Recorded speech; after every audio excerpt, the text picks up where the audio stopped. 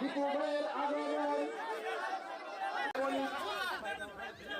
পার থেকে অতিথি আসেন না আমাদের এলাকায়, তারা হাত তুলেন তো। আপনারা অতিথি হিসাবে এসেছে, ইনশাল্লাহ আমরা অতিথি আর বলবো না আপনাদেরকে, কারণ আপনাদের সাথে এত যোগাযোগ ব্যবস্থা হয়ে যাবে যে আমরা চা খেতে আপনাদের পারে যাবো, আপনারা চা খেতে ইনশাল্লাহ আমাদের পারে আছে। পার্লামেন্টে আপনারা আমাকে পাঠিয়েছেন, আপনারা পাঠিয়েছেন আমাকে সংসদ সদস্য করে। সংসদ সদস্য হিসেবে যাওয়ার পরে প্রথম কি নিয়ে আমি আলাপ করেছি আপনারা বলেন তো? আপনাদের এই পিসটা নিয়ে। আমি তখনই বলেছিলাম যে এই পিসটা 23 বছর ধরে বন্ধ করে রেখেছে ব্যক্তি মোহনপুর, এই পিসটাকে বন্ধ করে রেখেছে। আল্লাহর রহমতে আজকে যারা যারা এসেছে আমরা আশার আলো দেখতেছি এই বীজ দিয়ে ইনশাল্লাহ আমরা 1 বছরের মধ্যে আমরা এই পার থেকে ওই পারে চা খেতে যাবো। শুধু চা না, আমি বলবো এই বীজ হলে এই এলাকা শিক্ষা ব্যবস্থা করেন, যোগাযোগ ব্যবস্থা করেন। ঢাকার থেকে মানুষ সিলেট যাবে, চিরাং যাবে, এই রোডটা ব্যবহার করবে।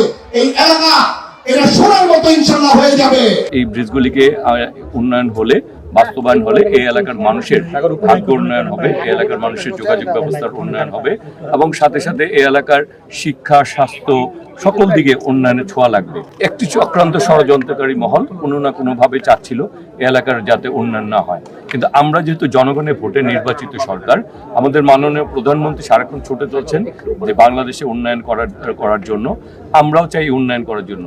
আমরা প্রতিটি অসমাপ্ত কাজকে সমাপ্ত করতে চাই, নতুনভাবে উন্নয়ন করতে চাই এবং সেই কারণেই আজকে আমরা সবাই এখানে ছুটে আসা।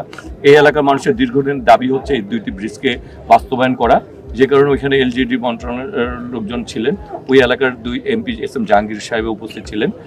আজকে এই এলাকাটি আসলে ঢাকা 18 এবং ঢাকা 9, আমি যে এলাকার সংসদ সদস্য, রাস্তার ব্রিজটা পার হলে কিন্তু খিলগা এলাকা পড়ে, ত্রিমোহনী এলাকা, সেটি ঢাকা 9 নির্বাচনী এলাকা এবং এই এলাকা এই পাশটি হচ্ছে রূপগঞ্জের এবং ঢাকা 18-র এখানে এমপি সাহেব রয়েছেন।